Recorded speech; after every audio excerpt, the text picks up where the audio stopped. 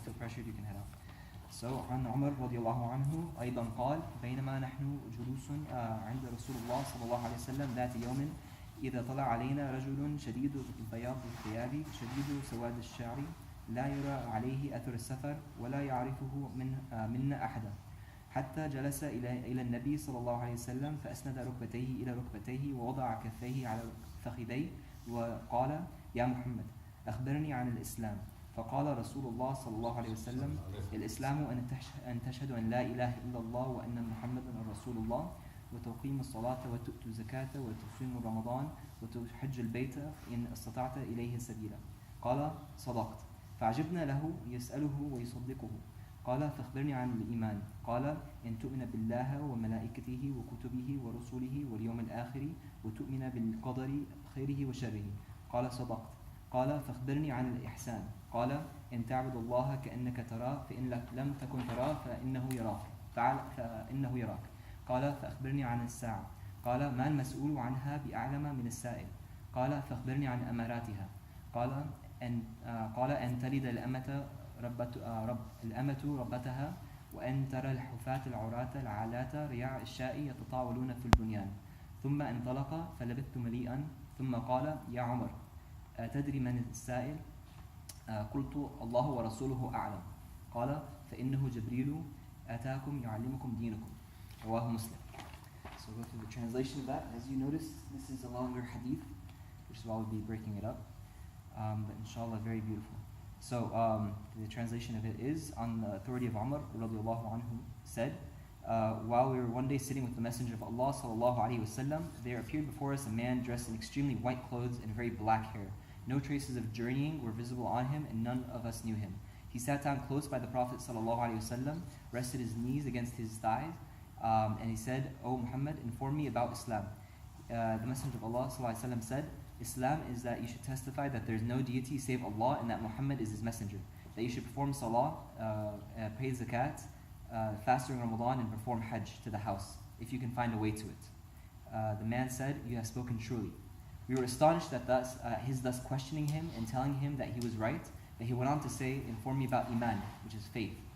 The Messenger of Allah said, it is that you believe in Allah, His angels, and His books, and His messengers, and the last day, and in fate, which is qadr, both in its good and evil aspects. He said, you have spoken truly. Then he, the man, said, inform me about ihsan. The Messenger of Allah sallallahu alaihi wasallam said, it is that you should serve Allah as though you see Him, for though you cannot see Him, He sees you. He said, inform me about the hour. He, the Messenger of Allah, said, about that, the one questioned knows no more than the questioner. For he said, well, inform me about the signs thereof. So he said that there will be a slave girl who will give birth to her mistress, and that you will see the barefooted ones, the naked, destitute, herdsmen of sheep, competing with one another in raising lofty buildings. Thereupon the man went off. I waited for a while, and the Messenger of Allah sallallahu alaihi wasallam said, O Umar, do you know who the questioner was? I replied, Allah and His Messenger know better. He said, that was Jibreel. He came to teach you your religion. So there's a lot of ground covered in this hadith. But first of all, we'll try to start off with the context of the hadith, which is always very important. And so, before we even get to that, actually, just trying to reflect on some of the benefits from this hadith and what people have commented on it, just so we understand the importance of it. One of our scholars, his name is Qadi Ayab, he said that this hadith is sufficient for us in everything that is concerning internal and external aspects of Islam, which is basically everything. So everything internal, external being our actions and internal being our beliefs, all that's covered in this hadith, so it's like sufficient, it covers basically everything. And Imam Qurtubi, another scholar, he says that he called this al-Sunnah, which is a reference to al-Quran, Surah Al-Fatiha, we call al-Quran. Surah Al-Fatiha is the opening chapter of the Quran, and al-Quran means like the mother of the Quran, which implies that it's essentially summarizing everything the Quran has to say, summarized in Surah Al-Fatiha. And so he makes a relationship, he says this is Sunnah, the mother of the Sunnah, because basically the entire Sunnah is summarized by this one hadith. Some have said that if Imam Nawawi compiled just this one hadith to narrate for people, it would have been sufficient to cover for everything basically, because of how much it covers. And some people even said that if we only had this one hadith in all of the Sunnah, it would have been sufficient for us to understand how to practice our religion, which is a huge statement, very bold, and we'll try to get into some of the aspects of it. So the context of it is that towards the end of the Prophet ﷺ's life, he went on Hajjatul Wada'. And so Hajjatul Wada' means the farewell Hajj pilgrimage. And it was a pilgrimage in which he said to his companions, he said that, learn from me how I do my Hajj, because it is very likely I won't be able to perform another Hajj with you. Which is kind of like a warning for people that his death is going to be pretty imminent, most likely within the next year, before the next Hajj. And he actually ended up passing away 90 days after that Hajj. He passed away, sallallahu alaihi wasallam. So after that Hajj, things became very solemn. And it is within these 90 days that this hadith takes place. So the Prophet ﷺ, in those days, he wanted to make sure that people benefited as much as they could with his final days with them. And so he'd sit with them for long periods of time. But because people were so solemn, shy, stressed because of the imminent, like they knew that the Prophet ﷺ was getting sick and sicker and that he was going to be passing away soon, they didn't know what to say, how to act. Usually they'd be very conversational, asking questions, trying to learn from the Prophet ﷺ, and they became very quiet. So he would tell them, ask me a question, ask me any question. And his hope is twofold. One, that someone asks a good question, that he can then give a good answer, because a lot of times you need a question to be able to teach someone. And then another aspect of it is that he wanted to make sure that any questions residing in people's head at that point was answered before he passed away, so nothing resides after he passes away. So he's trying to encourage them, but people were very quiet. In fact, one hadith says that there was this time where the Prophet ﷺ sat a very long time with the Sahaba, and nobody said any word, and no one moved even a single muscle, such that if a bird had landed on someone's head in that crowd, it would have been able to sit the whole time on that guy's head and not move at all. Like, that's how quiet and still it was. And so it was in this context that a man walks in suddenly, out of nowhere, no one knows him.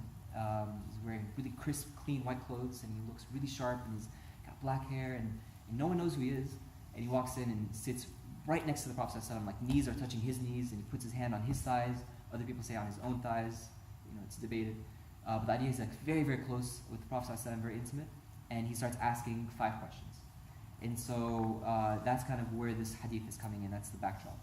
And about the aspect of even asking questions, it's a very big part of our faith, is asking questions. In the Quran, there's over 1,200 questions in the Quran that Allah asks. And that's kind of a hint for us on how to seek knowledge.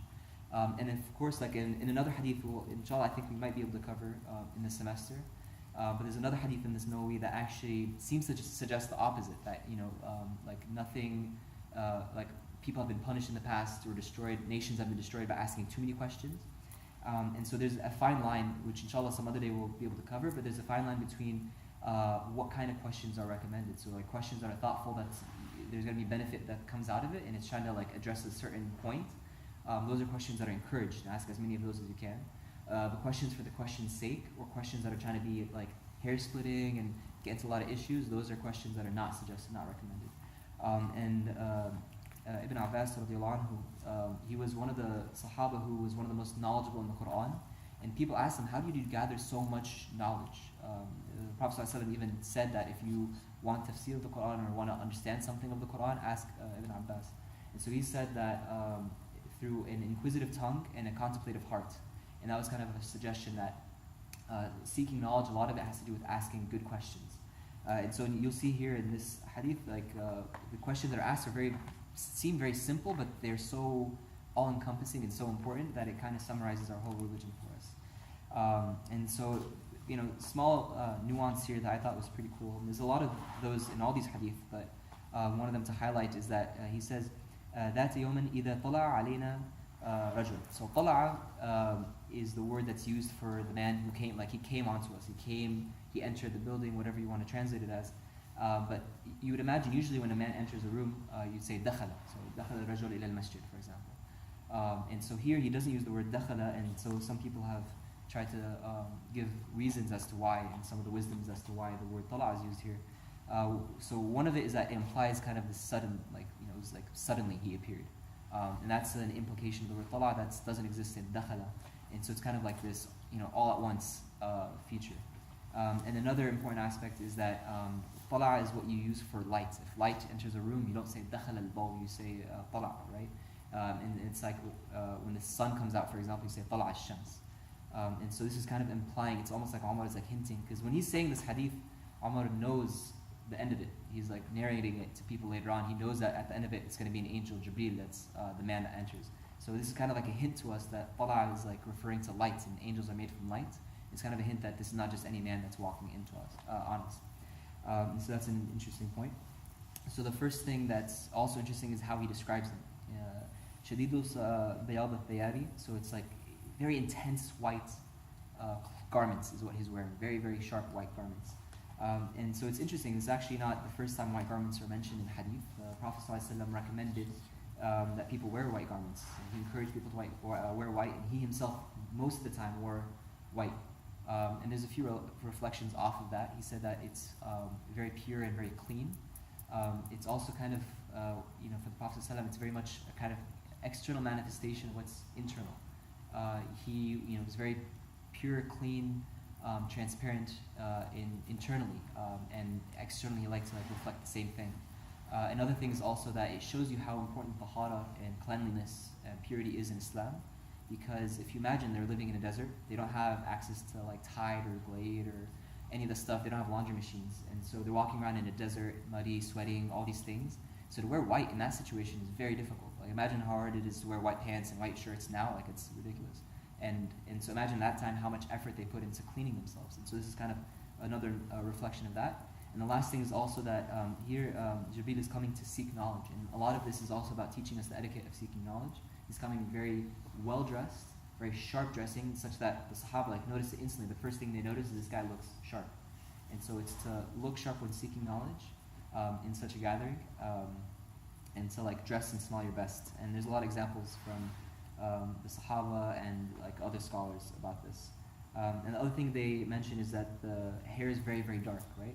And so why does that matter? It's very, very intense black. And so some people have said that this kind of implies that he was very young.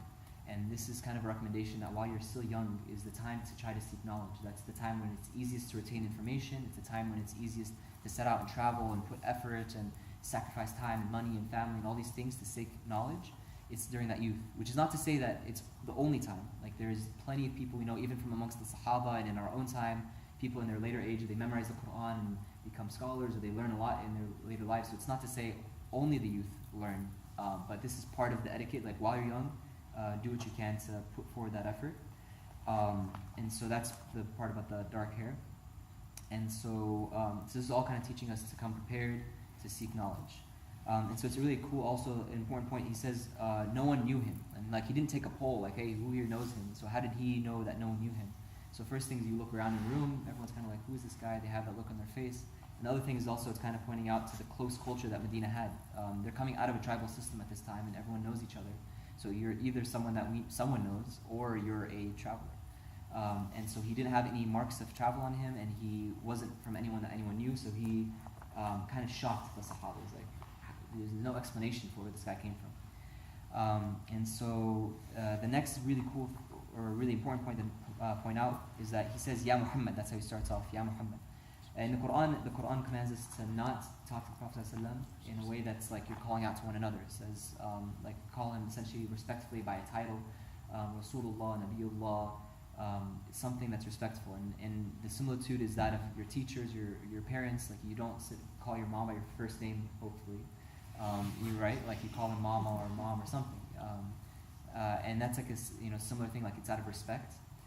Same thing for your teachers, your professors, unless you're really, really close. These days it's become normal, but usually you say professor so-and-so, doctor so-and-so. There's always titles you try to address someone by out of respect. And so here he's saying, Ya Muhammad, and the Sahaba, they're not used to that.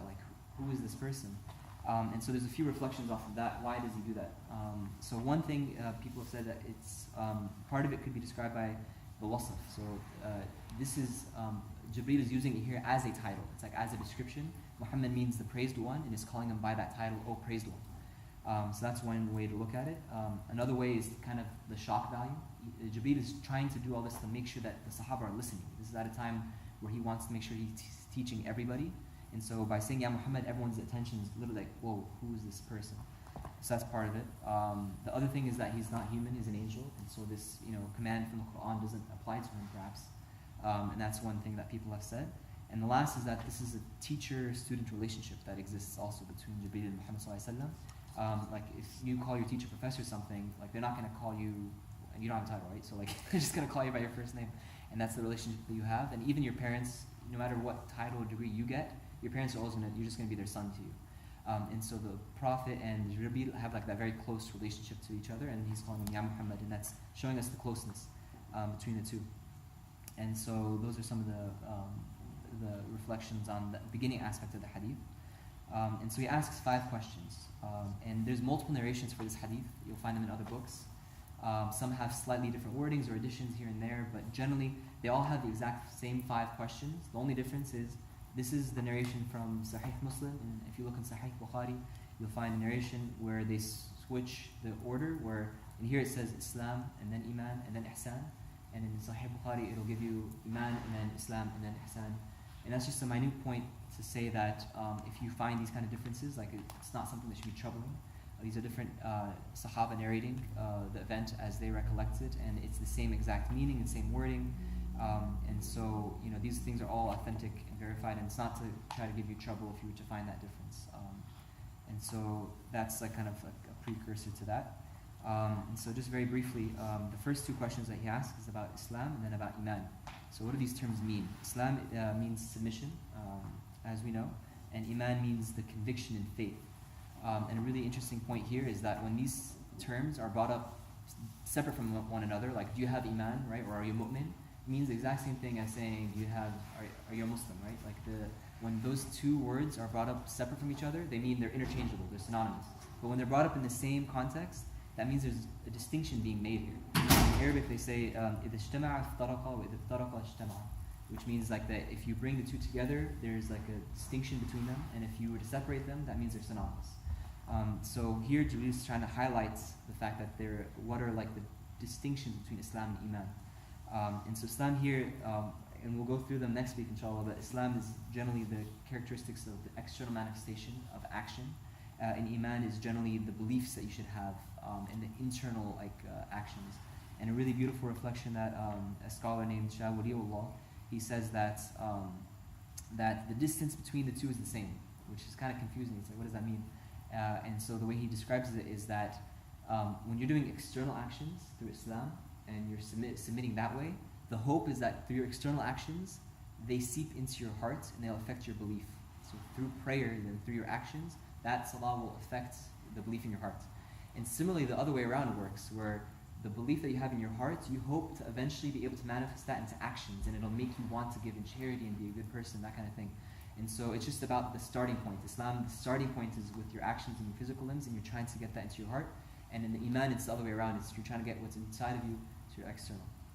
So that's just like a beautiful reflection to go off of.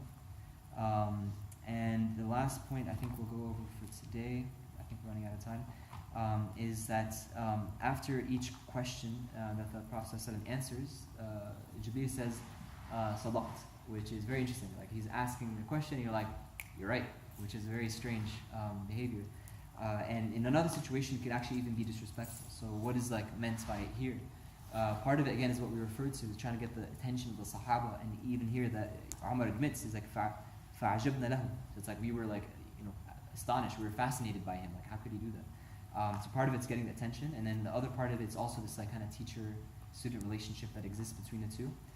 And it's very, very beautiful. Like that relationship is kind of highlighted in this hadith in a very beautiful way, where throughout the Prophet's prophethood, Jibreel came to him and taught him and gave him revelation, and they talked, and it was always in a private setting.